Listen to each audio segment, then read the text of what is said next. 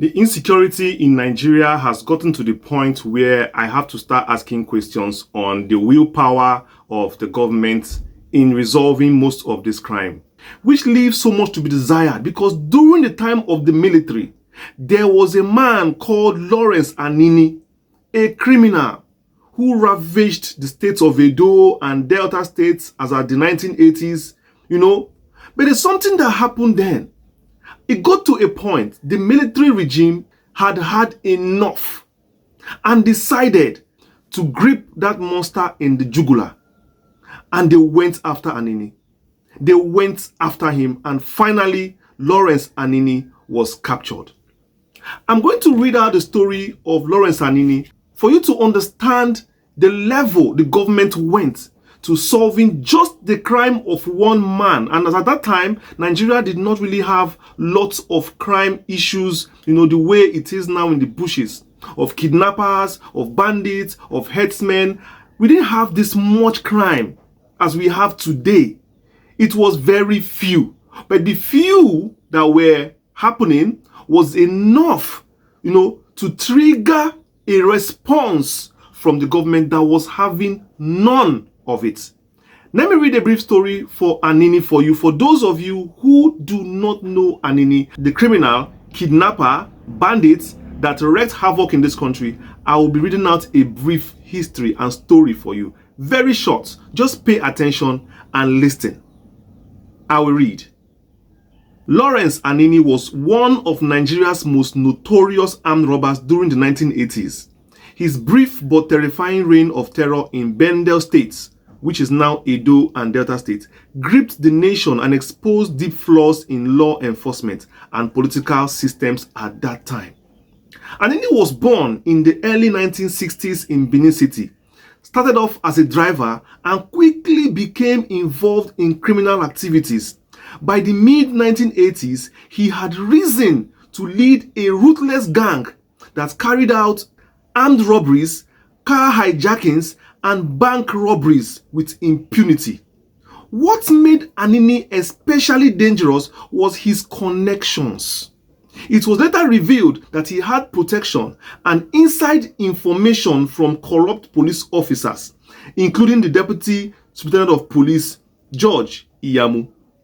Anini and his gang became symbols of fear, sometimes even distributing money to the poor after robberies, earning him a Robin Hood-like status among some local people. He eluded capture. He avoided being captured for months despite intense pressure from the public and the media. But on December 1986, Anini was finally captured in Benin City. In a dramatic arrest, he was shot in the leg, which later had to be amputated. His trial was public and sensational, revealing his ties to the police and others.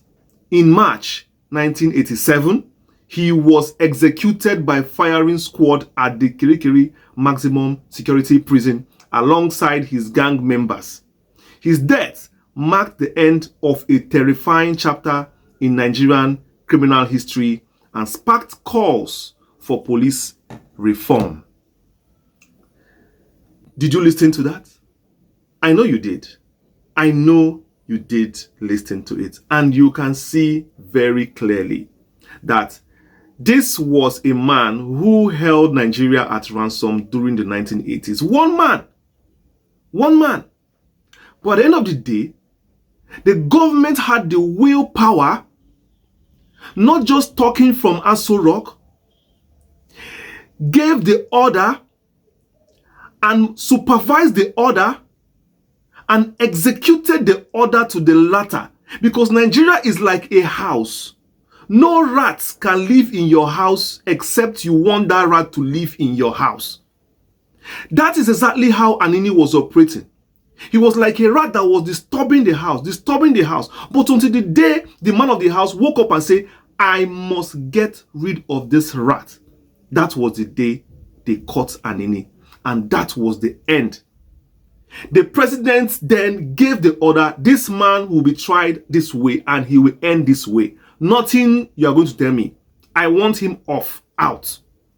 and Anini was offed. They offed his microphone. They offed his microphone. Why I am using Anini's story now?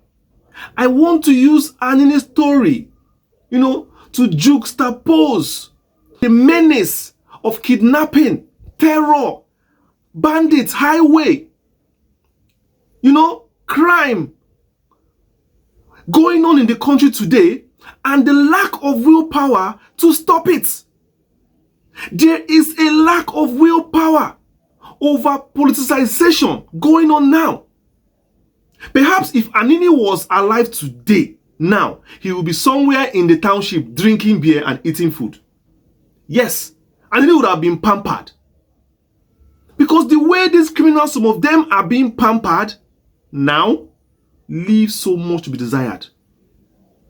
Sometimes we hear of them, some being captured, being released. In those days, crime was not tolerated. Crime was not tolerated at all. In fact, the government of the day did everything possible to restore confidence in the citizenry. And that is why Anini's case was, in fact, Anini was not the only case. There were other cases like Shino Rambo. There was Anini, Shino Rambo, Dr. Osumbo. There are lots of cases that the government of the day really did everything they could and even stopped what they were doing to make sure that they got our country crime-free. Crime was not condoned. Crime was condemned. Some people even argue that if Anini was operating in this era now, he will be worshipped, he will be pampered, he will be used for politics, he will be enjoying himself in one club or the other, shaking hands with politicians here and there. That is how bad it is. In fact, kidnappers right now are enjoying. They stay on social media flaunting their wealth, flaunting their money, and they make calls, they receive money through bank alerts. Still, we cannot even trace or capture them. There is no willpower to do it. Instead, a Yahoo boy or just a normal social media influencer can easily be traced to his doorstep and in fact picked up. But the people who commit these crimes, the main people who make our life miserable, our heroes, are being overlooked while they wreak havoc. That is the state we find ourselves in this country. The other one called Bello Turji, somewhere in Sokoto, wreaking havoc. Every day we hear he has been killed, he has been caught. The other day the army was going after him. After some time, he stopped. Kidnappers are carrying people every day to the bushes, stopping cars on highway. Stopping cars on highway, and we have checkpoints on these same highways, but we still see them being stopped and taken to the bushes in this same country. I've said it before, Nigeria is like a house. Any rat you want to operate in your house is the rat that you gave permission. Yes. Any rat you don't give permission to be in your house cannot be in your house. You cannot tell me that the president, the commander-in-chief, does not have, control over the country, both the interior and the urban centers. Let me tell you, people are saying, our forests, our bushes. It's not true. It's not true. Even in the bushes have pathways. Nigeria has existed for more than thousands of years. All these bushes, we have people living there. We have communities that are there that use those forests and bushes. They're hunting grounds. If we want to really get these people, they are not hiding. Nigeria is just it's just a country. They have maps, they have lands there. If you doubt me, go to any bush in Sambisa Forest and claim land there. You will see somebody that will come out and tell you that is his land. If you doubt me, go into the bushes of Kogi State, of the Southeast State, of Southwest State. Those inside interior bush that you said that Nigerian government police cannot enter there. Go there now and start farming.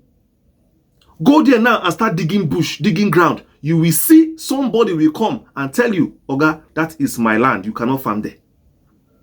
Start building there. Somebody will come and tell you, a local government people will come there and put X on the wall and say, come and see us to clear this place before you build here. Inside the deep bush.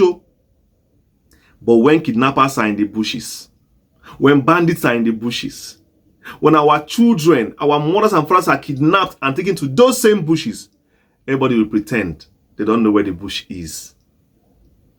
We condone crime too much now. We have condoned crime too much in this country. We have condoned crime for too much in this country. Don't you think it's time for us to say no, zero tolerance for all criminals? Declare a state of emergency on crime today. Yes. President Tinubu, I'm calling upon you today. Declare a state of emergency for crime in all forms today. We cannot live in the same house with rats. There is no possible way, because when you keep a food, when you keep even your documents, particulars, rats can eat it. One day, even you who is, feel that you are safe from these criminals, one day you will be a victim. You will be a victim. Say no to crime today. Bring out the willpower. Send in the security. If they are not competent, replace them. Replace them with competent people. Stop appointing people who have no business in defense, in army, in military affairs. Stop appointing people who have no relevance in security around security matters. We have played politics too much with these criminals. They are living lavish lives. They are walking on the streets. They are enjoying themselves every day. They are here with us.